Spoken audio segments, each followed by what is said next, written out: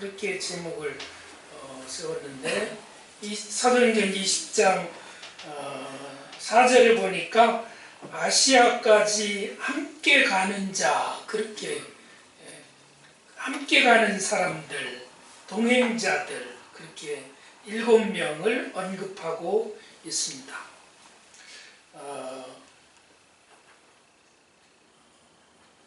여러분의 삶에서 여러분에게는 동행자들이 있습니까? 여러분과 같이 가줄 사람들.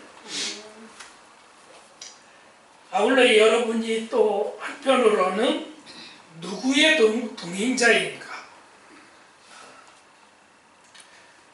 그 동행을 할 때에는 그냥 그때그때에 따라 기분에 따라 동행하고 움직이다 보면 그건 인간적인 동행이 될 수 있지만, 여기 본문에 나오는 바울과 동행했던 7명의 사람들은 비전의 사람들이었습니다. 그러니까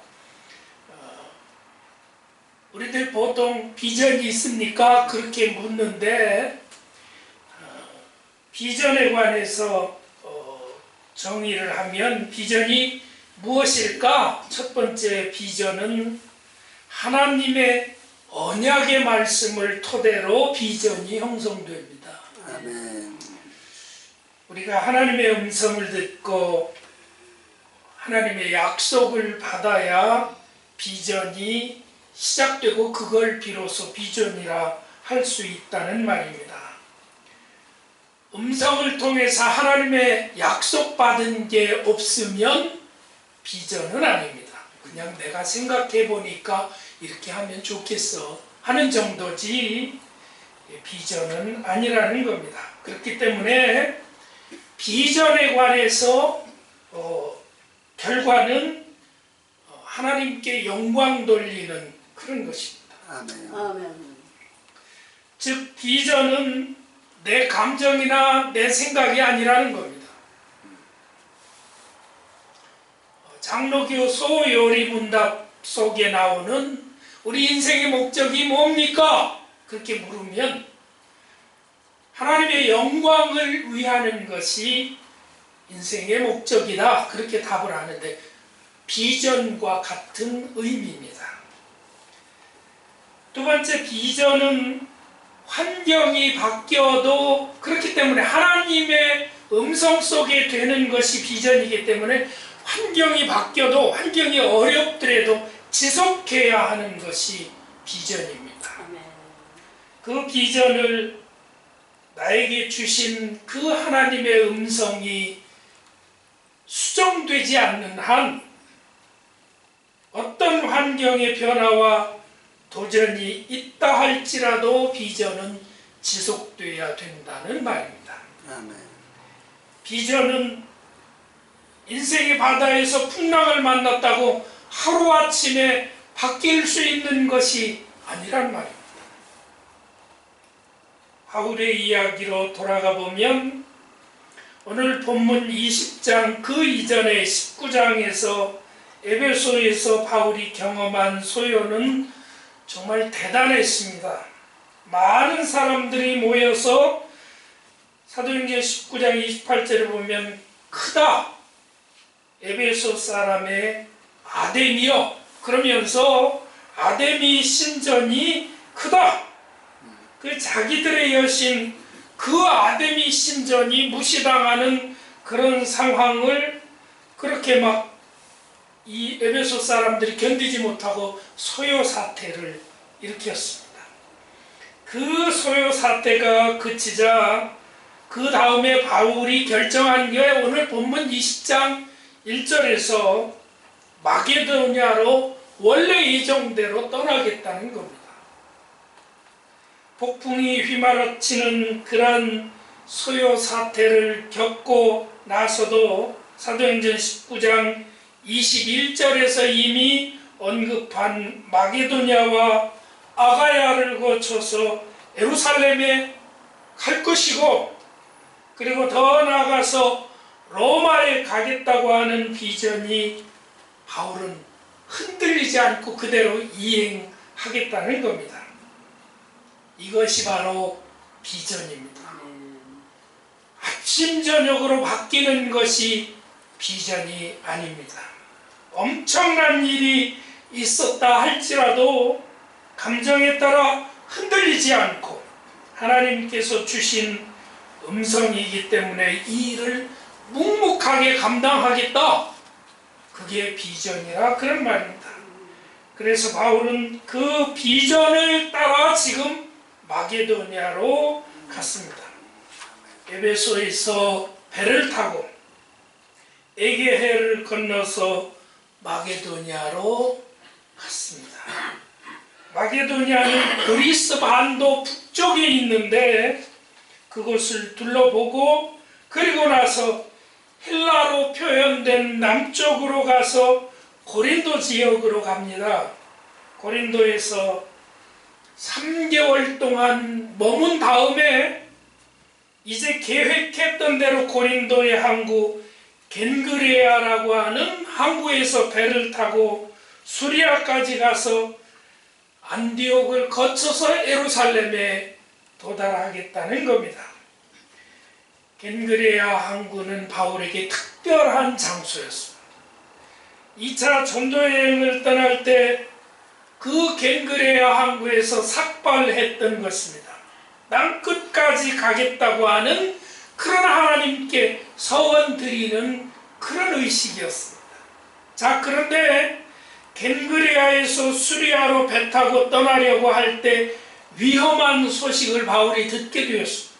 어떤 소식이냐 하면 유대인들이 바울을 해하려고 공모한다고 하는 소식이었습니다.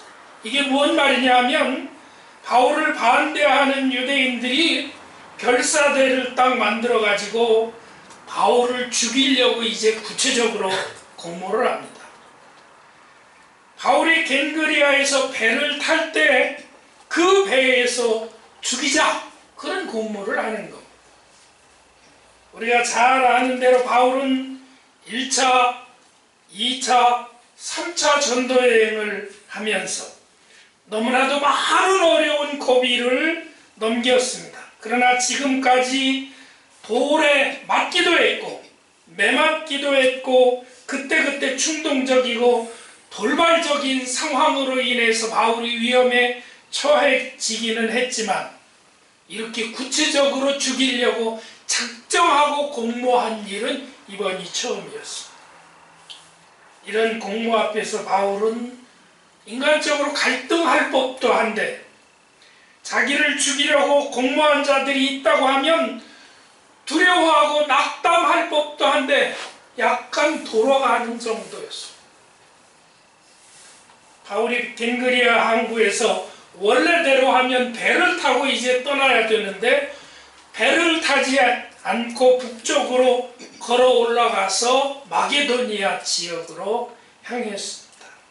이렇게 죽이려고 하는 공모에도 흔들리지 않고 비전을 공유할 수 있을까? 어떻게 바울은 그런 일이 가능했을까? 우리는 하나님의 섭리하심을 우리 생의 순간순간 경험합니다. 그와 같이 하나님은 바울을 위해서 동행자들을 붙여주는데 살면서 우리가 낙담할 때에도 하나님이 우리에게 우리 주변의 동행자를 우리를 격려하고 위로할 수 있는 하나님의 사람들을 우리들에게도 하나님께서 붙여주십니다.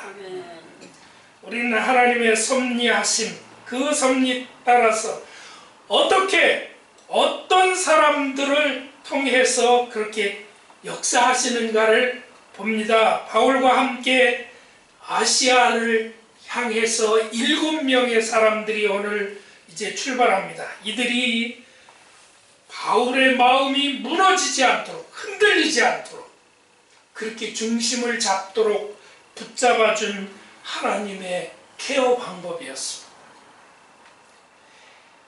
이들이 바울과 함께 아시아까지 동행했다고 하는 사실은 단지 그냥 같이 간 사람들이 있었구나 그랬나 보다 그게 아니라 이들은 거듭되는 핍박과 어려움, 그리고 여기저기서 터지는 그런 많은 문제들, 어려운 상황을 이유 없이 죽이겠다고 협박하는 조여오는 공모에 지칠 수밖에 없는 마음을 붙잡아 주기 위해 세워주신 하나님의 섭리하심이었습니다. 바울에게 7명을 붙이신 뜻은 바울아 비전을 포기하지 말라, 그런 뜻입니다. 내가 가는 길이 맞다, 하나님이 그렇게 말씀하시는 거라 다를 바 없습니다. 너는 혼자가 아니다, 그렇게 하나님께서 케어하시는 모습입니다. 여기서 바울과 함께 아시아까지 동행한 7명은 다음과 같은 특징들을 갖고 있었습니다. 첫 번째, 본문에 등장하는 7명은 출신 지역이 다양했습니다. 베레아 사람 소바더, 데살로니가 사람 아리스타고와 세군도, 데베 사람 가이오와 디모데, 아시아 사람 두기고와 드로비무. 여기 나오는 지역은 바울이 아마 그동안 전도 여행하면서 비전을 공유했던 그런 지역의 사람들이었을 것입니다. 결국 이런 동행자라고 하는 것은 바울이 그동안 살면서 사역하면서 씨 뿌린 그 결과 열매들이었습니다. 두 번째, 이 동행자 7명의 모습을 보면서 이들이 바울과 함께 아시아에 동행했다고 하는 것은 단순히 좋아서 따라가는 것이 아니라 엄청난 위험이 따르는 그 길을 동행했다고 하는 것을 보게 됩니다. 바울을 혼자 보낼 수 없으니까, 위험하니까 따라갔던 것입니다. 이 사람들은 바로 고난의 잔을 함께 마시겠다고 하는 사람들이었습니다. 세 번째, 이 7명의 동행자들을 보면 이 사람들은 바울의 비전을 동의하고 따라 나선 사람들이었습니다.